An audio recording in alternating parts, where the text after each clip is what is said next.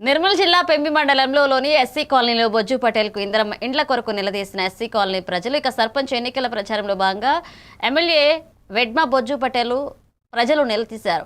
2 సంవత్సరాల్లో చెప్పిన హామీలు అమలు కాకపోవడంతో హామీలపై ఎమ్మెల్యేను ప్రశ్నించగా అమర్యాదగా సమాధానం ఇచ్చారు ఖానాపూర్ ఎమ్మెల్యే బొజ్జు పటేల్.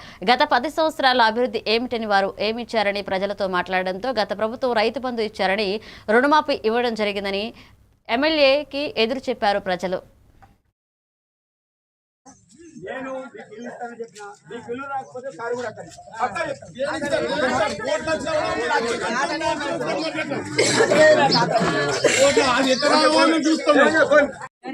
గరీబా కాదా? గరీబే కదా. మిగతా వాళ్ళు గరీబులకు ఇచ్చింటారు కదా. లోపల చూడండి సార్ చెప్తాను బ్రదర్, నేను దీనికంటే అధ్వానమైన ఇల్లు నుంచి బయటకు చెప్పకు. విను, నేను చెప్పేది నువ్వు విను. ఇట్లాంటి ఆర్గ్యుమెంట్లు